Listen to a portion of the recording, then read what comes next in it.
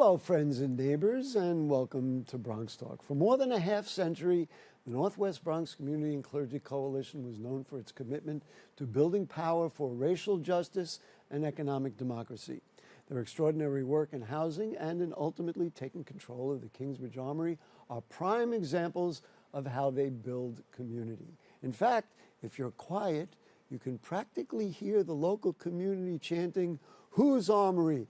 Our Armory." Well, now they've taken that concept many steps further, and the chant is, "Whose Bronx?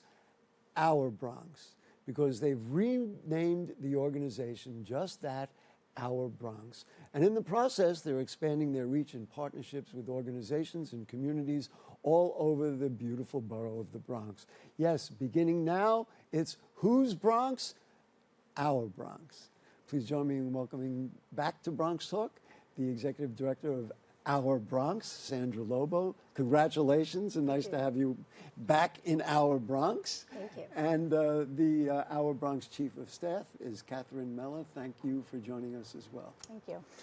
Well, I guess it's exciting because after all these years, decades, there's a nice expansion. What made the previous organization so successful that at this time, many years later, you and your colleagues said, you know what, let's go all Bronx, our Bronx, if you will? Yeah, I love that question. And thank you again for inviting us on. The Northwest Bronx Community Clergy Coalition has been doing this work for decades, and we've been invited into other parts of the borough. So the East Bronx and South Bronx initially around our health justice work. And then, we've pulled in partners around the Kingsbridge Armory, knowing that the impact of that development is not just in this area, but will have ripple effect across the whole borough. So we've been invited into other neighborhoods for some time, and it was time for us to really consider that question, should we go Bronx-wide? I want to go one step further. So what are the qualities of the work that made all those partnerships successful? Because originally, you didn't do all that stuff.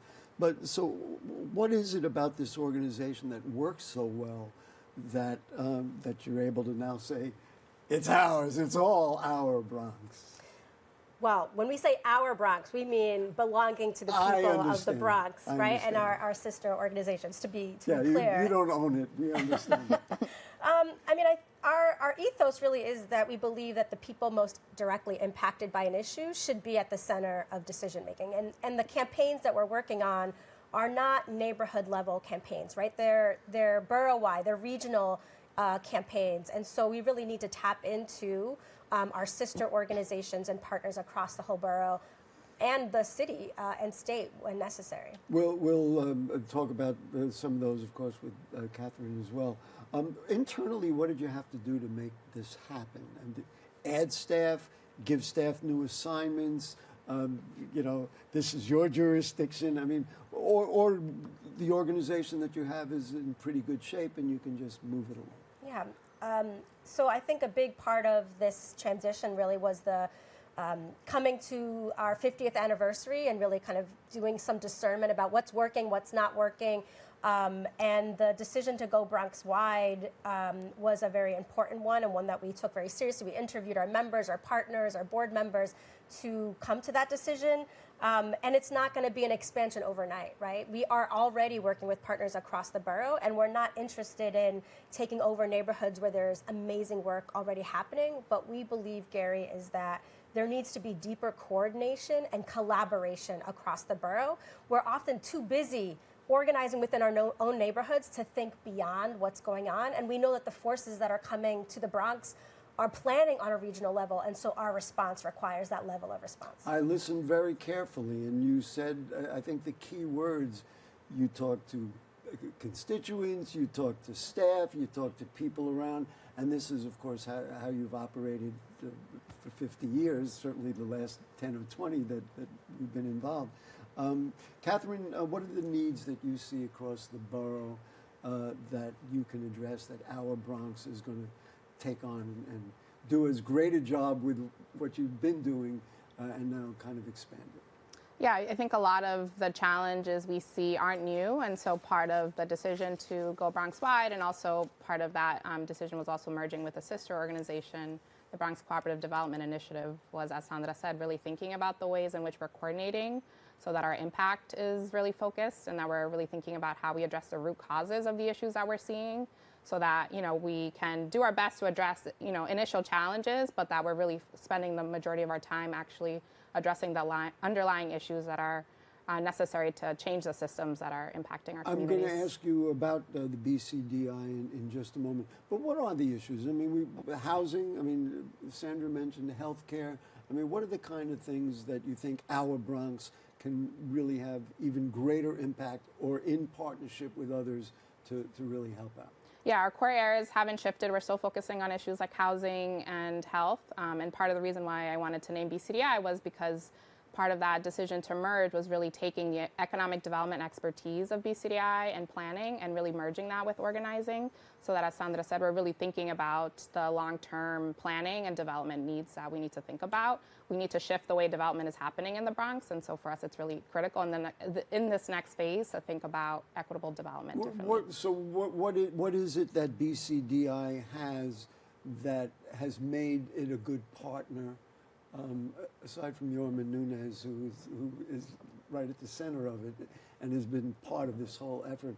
But what did they do and what did they add that right at the top of the show you've said this is who we're partnering with? Yeah, so we both have this, had the same mission of racial justice and economic democracy at the center. And BCI really was founded by community organizations and leaders across the Bronx that saw a need for us to do development differently. We saw that our organizations were doing a lot of great work, but a lot of the fundamental material well-being of our Bronx residents weren't actually shifting. And so BCDI was really founded to think about what are the critical capacities and infrastructure that we need to transform the local economy at scale. So being able to bring that expertise and marrying it with the work that Our Bronx has already been doing was really almost critical. like they did the next step from the foundation of what the former, I don't want to use those terms anymore, of what the former Our Bronx put together. Now, one thing people don't know, if you go to their website, it's ourbronx.org now, right? Mm-hmm. That's the new one. There's some great video that really explains what they're doing. We're going to show it in two parts. So we'll show the first part here. So here it is, Our Bronx on video. Let's take a look. They say if you don't have a plan, someone else has a plan for you. And every good plan starts with the right questions. For generations, everyday Bronxites have been asking, what if we planned it? What if we ran it? What if we owned it? At our 50th anniversary, the Northwest Bronx Community and Clergy Coalition announced that we're going Bronx-wide and merging with our sister organization, the Bronx Cooperative Development Initiative, because we know we're stronger together. By merging, we're bringing together our expertise in planning, community organizing, and development to build economic democracy and racial justice in the Bronx and beyond. The stakes are high for our families. Climate change and gentrification threaten to push out the people who built the Bronx. But it's also a time of unprecedented opportunity, a time for bold, borough-wide action. We are co-owning assets so that we control and benefit from what we build.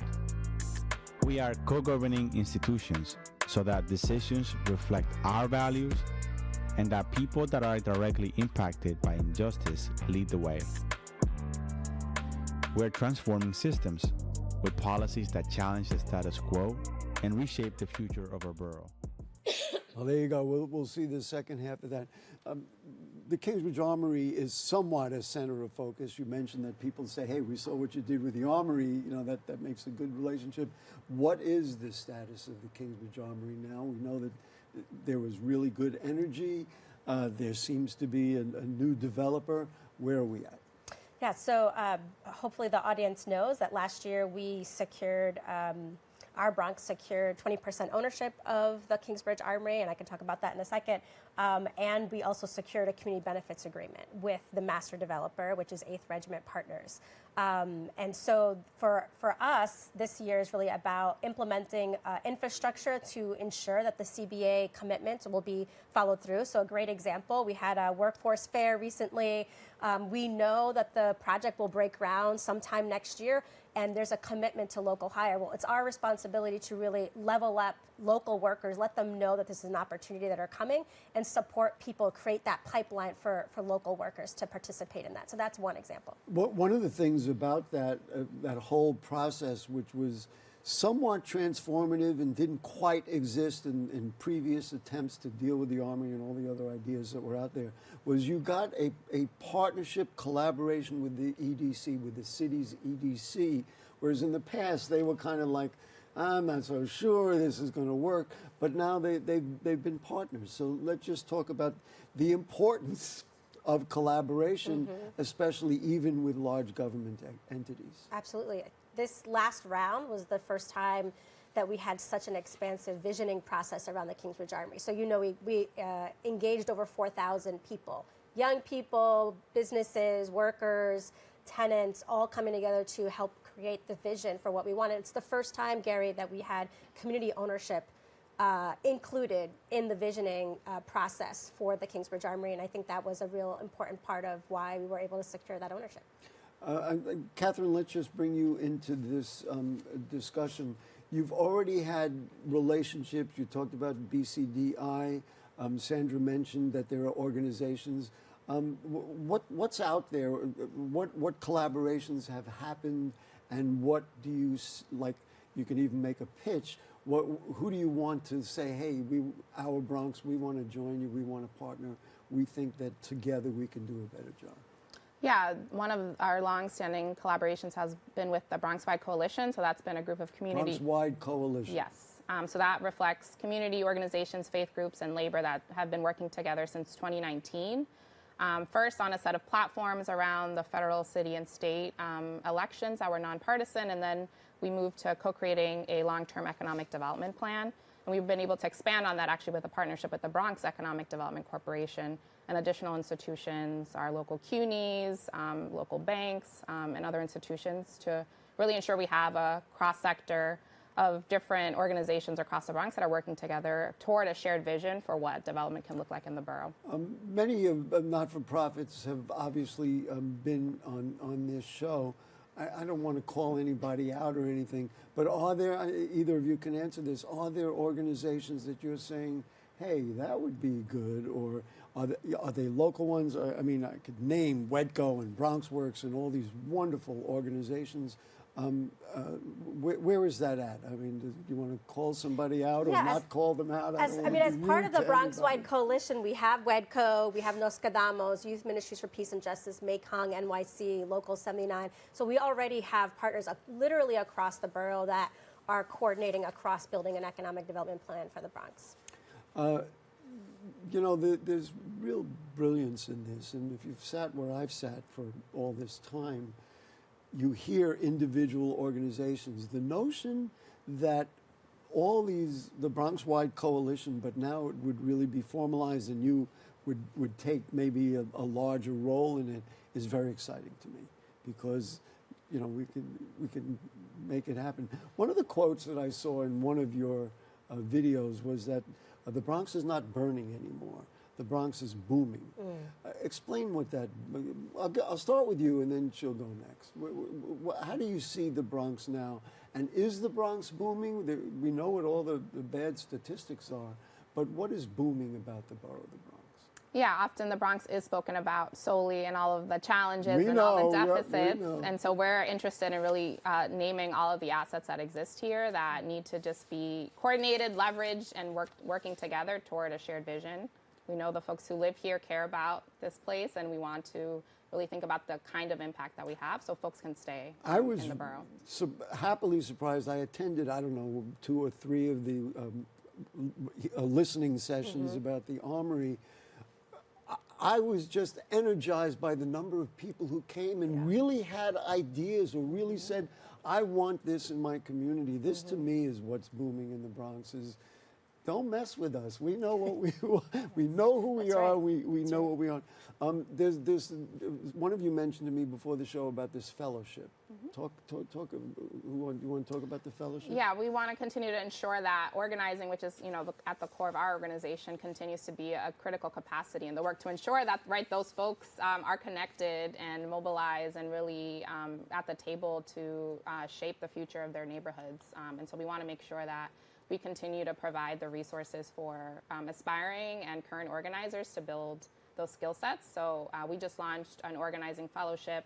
Folks can go to our website, and that'll be a 3-month paid fellowship where both, again, early organizers or folks who just want to sharpen their skills will have full-time opportunities to get trained and also be out in the field really sharpening base building, leadership development, outreach skills. And we hope they either join our organizations or are ready to really support the other sister organizations across the Bronx. I have to tell you, and I'll tell my friends and neighbors who are watching, that is really smart, because it's not only we're doing this now, but if we can kind of seed the clouds and grow people to keep going. There's a lot of really great thoughts. Now, I want to talk about something which is personal to me because it's in my neighborhood. I showed you a picture of it just a few minutes ago. There are developers who are coming into our borough, and they don't care about our communities. We have one photo. Here's a historic house, and the developer is like literally swallowing up that house. He said, if you don't sell to us, we're going to suffocate you. How do we stop or get, because we both know, all three of us know, there are developers who will do the right thing. How do we get to a point where those developers come in and partner and work with you, and developers like this knucklehead who doesn't care about anybody around him, is building housing that's non-conforming and doesn't belong in the place where he's building it. We don't need people like that. How do we do this? Or is this, we can't answer that in this in this TV show? I mean, that is a huge issue. It's a huge issue. I think that also speaks to the difference between the Bronx's burning and the Bronx's blooming. Is booming is that there are, where we really struggle to bring investment into the Bronx. Now we have investment coming that often is predatory, and it really is focused more on how do we make the most profit. So we see developments across the whole borough. They're tiny little apartments. They're very, very expensive, right? They're not really reflective of the needs of local community members. And so the organizing that's happening on the ground across the whole borough really is about identifying what are the needs of the community, how do we leverage those assets, and who are the partners that we can find. So, many of the projects that we're working on that include development projects, we have found mission-oriented developers that are interested in family-sized units, are interested in putting developments on a community land trust to ensure that it stays affordable in perpetuity, that is interested in cooperative ownership. So they do exist. I think that's where the planning and the coordination across the borough really comes in. I'll ask you, and then Katherine can weigh in as well. What are you looking for from the other organizations? Because you folks have done pretty well. I mean, we've acknowledged that. But so if you work with, I don't know, whomever, I don't want to name anybody again, but if you work with another organization, what kinds of things can they bring and you bring so that the partnership really does what you want it to do? And then, Katherine, you can respond in a moment, too. Yeah, I mean, I think what we're mostly looking for is partnership, right? So it's co-creation of the plans and the designs and the campaigns that we are moving forward across the borough, whether it's economic development or whether it's housing strategy. There's organizations across the Bronx that have the trust of their residents, and you can't replicate that. This is decades-long trust, and so. We want to partner with those organizations to understand what's unique about their neighborhoods, and then how do we build a borough-wide strategy together to address the needs across the borough. All right, so Gary's going to come up with something. I like the idea that you folks have done so well with getting community engagement, and there may be, and what do we got, 1,500 not-for-profits in the Bronx. There may be many of them who want to do this kind of thing but don't know how. I could see them learning a lot from you on that. But just what are your thoughts about what you hope to see out there in some of the collaborations? Yeah, I think the diversity, again, of both constituencies that folks represent, the trust that's there, but also people have different expertise, right? Institutions bring different knowledge and their own partnerships. And so part of like the value of the Bronx-wide coalition, for example, was that we were bringing together folks who had housing expertise with folks who have been working around environmental justice for decades. And so we were able to really think holistically around the future of the Bronx because we had folks who brought those different lenses to the table. And so that's really critical as well. Among the things in your mission statement and on the website is economic independence and affordability. How do we do this? I mean, we know what the poverty rates are in the Bronx. We know what the rents are. I mean, I can quote somebody and say the rents are too damn high. We all know that. How do we? I don't know. We'll start with you, Katherine, or you're looking at her, Sandra. How do you build affordability? What do you do to make things affordable when there's so many factors out there? We start with federal cuts and everything else. What are your thoughts about that? Yeah, I mean, I think it's a very complex issue. You know, our organization's been doing work around housing for a very long time. You can't just keep the rent low over time. We also have to think about the issue from various perspectives. So we need to be talking about housing in the context of jobs as well, right? And so the mission that we have around economic democracy is focused on how do we build the skill sets, the capacities to have people actually own their own buildings together. How do we support worker co-ops so people are not just working at temporary jobs with no benefits, right? So there are various kind of strategies in thinking about affordability, but also thinking about sustainability and thinking about how do we lift up people's salaries over time. Is part of this whole question, especially about development, a rezoning question? Because using my neighborhood as an example, I'm not against housing. Of course, we need to build new housing, but we need to find the right place, and maybe the right place means something that gets rezoned as opposed to just deciding this, we're going to plop it down in the middle of a historic and stable neighborhood. And, you know, so where does rezoning come into play? Rezoning, for sure, has had a significant impact across the Bronx. Impact both good and bad, or mostly? Good, I would say good and bad, right? It's a mixed bag, especially if we are moving very quickly and we are not really designing for the integration of who currently lives here. We saw that with the Jerome Avenue rezoning and how we had some of the best paying jobs by the auto mechanic shops being displaced. And where are they going? Well, they had no place to go. And so that is a loss of jobs, and while we're creating housing, there needs to be some sort of plan of how we kind of address both of those issues. And we saw that on Jerome Avenue as they rezoned that area, right. And also over at the Bronx Terminal Market. And I remember I did enough shows about that development there, and they said, "Oh, we're going to give them a place." And maybe out of, I don't remember the number of businesses who were displaced, maybe 3 got, and then the rest of them, lost. And the next thing is unions, labor unions. And Katherine, just to get you in, this is another part of it to make sure that people who do the construction are, and the companies that hire them are doing union wages. I guess this is all part of it.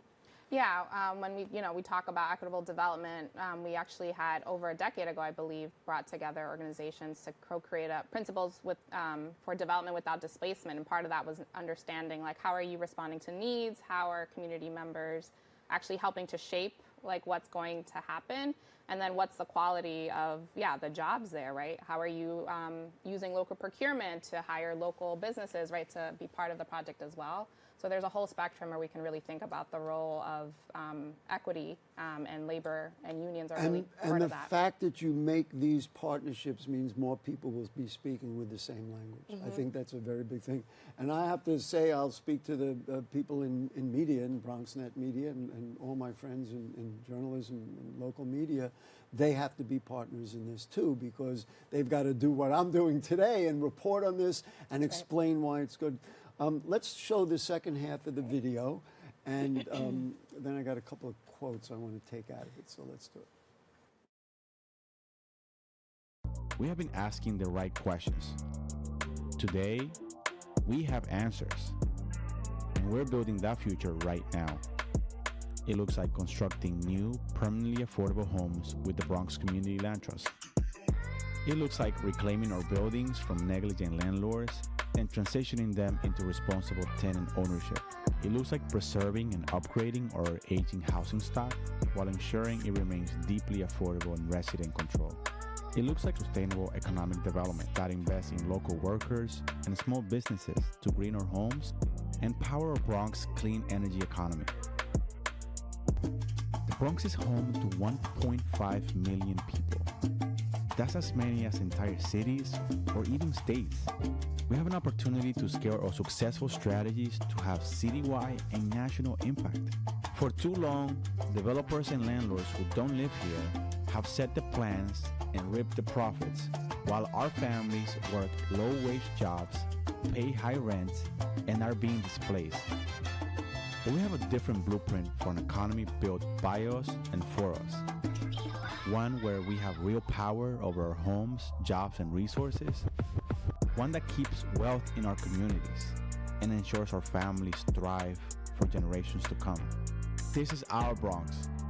We plan it, we run it, we own it. I love that. You know that I love that. And that final thing, we plan it, we run it, we own it. And so just the last thing I want to talk about, and then we'll talk about the events that you have coming up.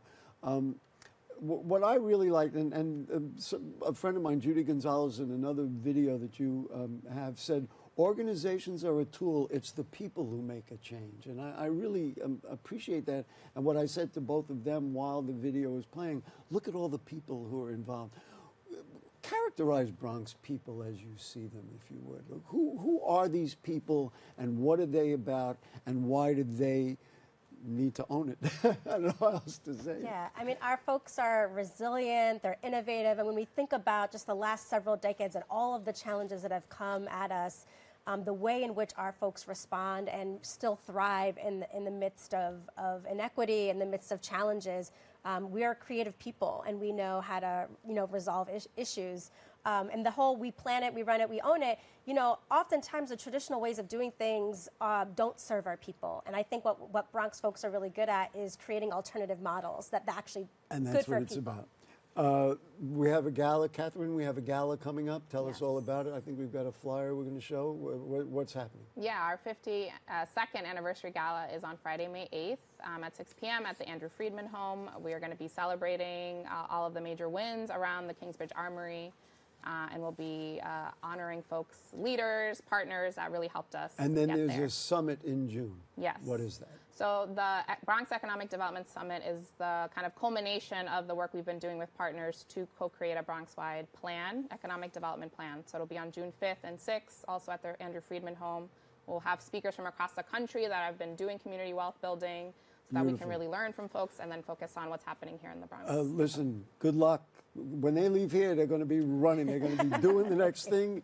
And I'm just, I'm so excited about it. It's the greatest thing we're doing. Thank you so much. Thank you so Sandra much. Lobo and Katherine Mella. you. And I'll partner with you. That's it. We want to thank our producer, Ray Pagnucco, our BronxNet production and editing crew. And of course, she knows it's about you. It's the people of the Bronx. We'll see you next week. Good night.